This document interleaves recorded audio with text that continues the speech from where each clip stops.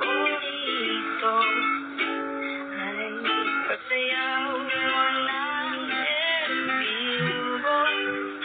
Nakakaindak, nakakaliw, nakakatingin, balahibo. Umiiyak ako, naiinis ako sa inyo. Natalo siya. Oy, sikitin, papansin ka, sud ka nga. Huwag mo ako pinapatawa. Para ba, okay tayo. Tignan mo, nawawala yung filter ko. Sa eskwela ay medyo nasa inyo.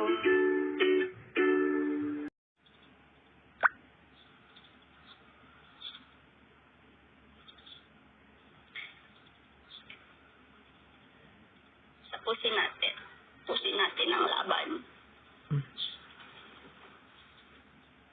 Iki, anong okay lang? Anong okay lang? Sa akin hindi okay.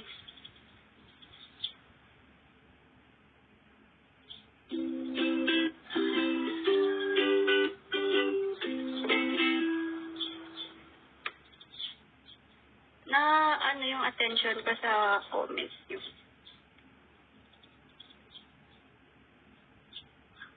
Kakapapi.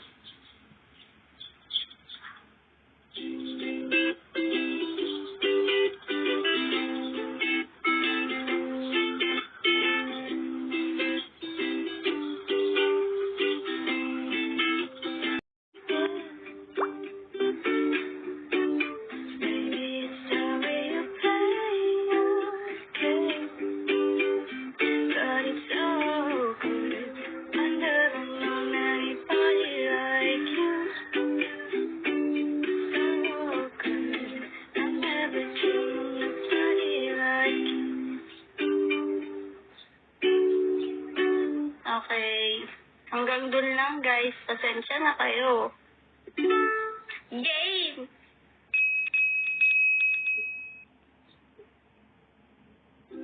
Ay, ba't kayo nagbibigay? Para talaga akong nag-ano dito. Naiiyak na ako sa inyo.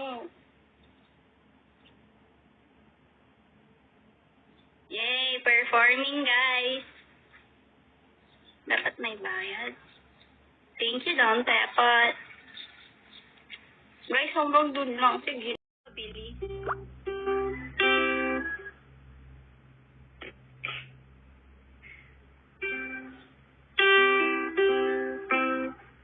Wala yung kapo. Yeah.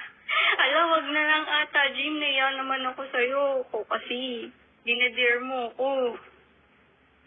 Pag ganun.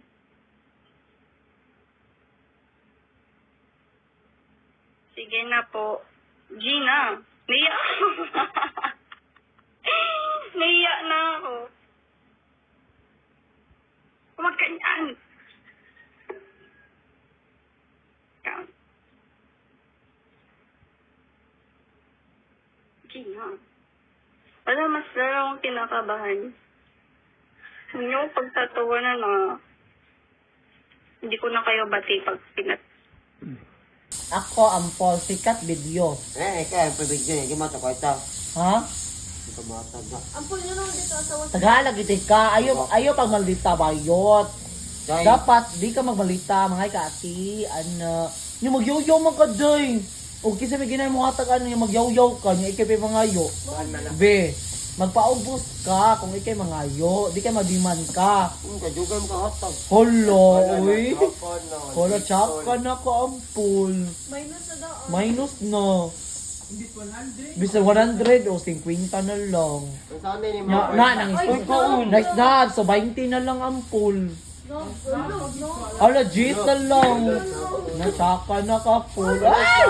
Wala na, Jud girl. Wala na. Nga nung man ako banda, yawim lagi. Oh, yun. Away klaro gyapon ni Tubaga ay na ay pagbuot. Tubaga. Yawi na sa diya ba? Nakay Dios ha. Wa. Isa ma. Awa. Wa pa ko ito. Kung nga kayo ito tagain ko. Kisa man naghatag nimo kinabuhi, ika na. Kisa man naghatag kinabuhi ato. Ang puta nila, wa. Sa ako naman eh. Sa ako naman eh, Said. Ang nahibawan. Dito. Ano mo Kaya mo pa makakibaw. Ay, pagtuba. Uy, Ginoo ko, wa kay patawad daon sa ramang kalinog man. Uy, Diyos ko, ma-Yusef, Pinsminan. Uy, Ginoo ko, umaga. Wa adyo ka kay naglinog, pag-ampo-ampo ko sa Ginoo. Uy, Ginoo ko, may bayan. Bukas na daw siya. Uy.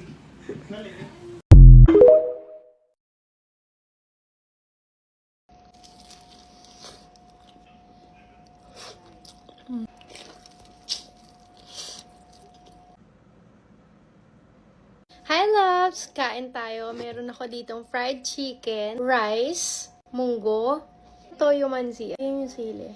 Ayan o. Kamayin na lang natin. Pipigayin ko lang to.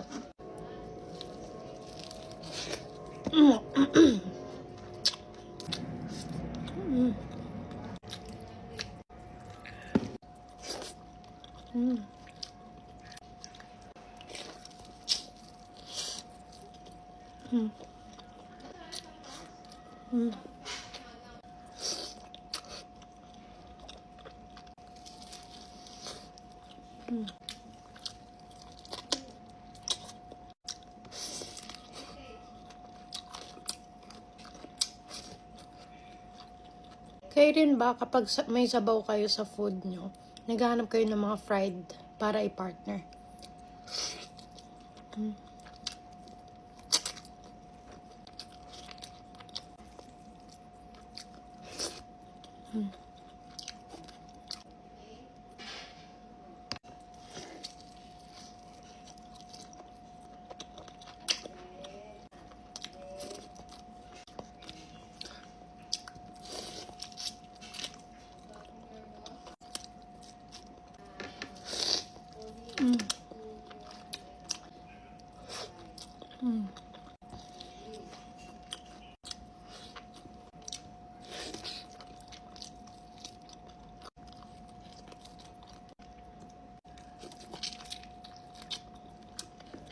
Request naman kayo kung anong gusto nyo next na mukbangin ko. Ayun o, tako ah.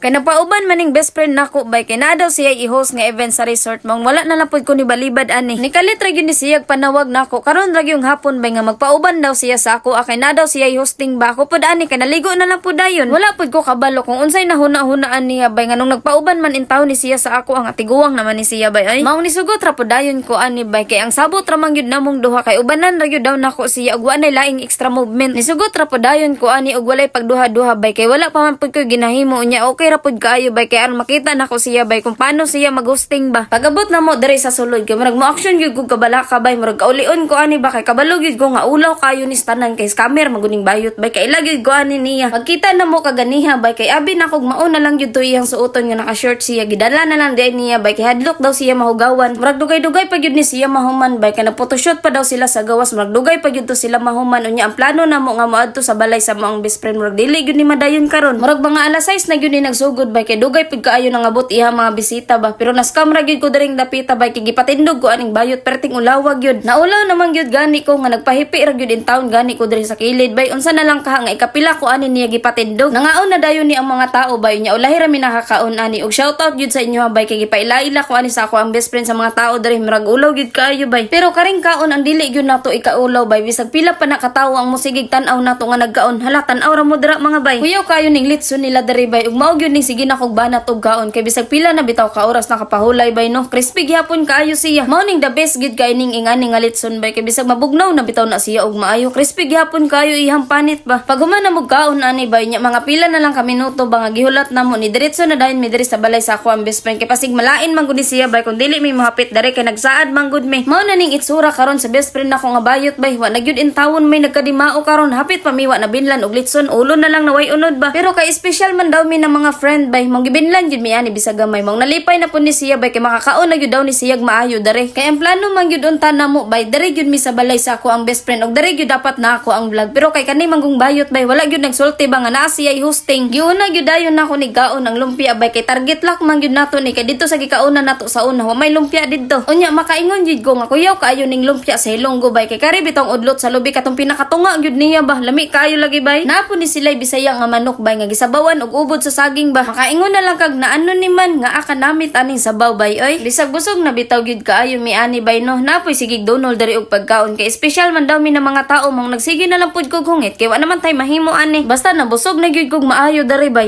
Yan, jag lang. Yan. Let's go. Sarap ng jag.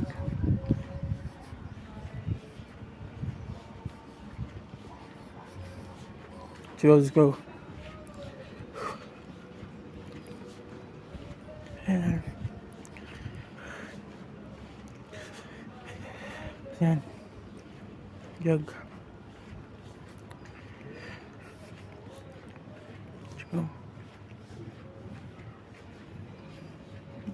Hanggat walang ambag sa buhay mo yung mga tao sa paligid mo, wag kang magpapaapekto. Hanggat ikaw yung bumibili ng bigas at ulam na kakainin mo, wag kang magpaapekto sa sasabihin ng ibang tao. Dito sa mundo, ganyan lang talaga.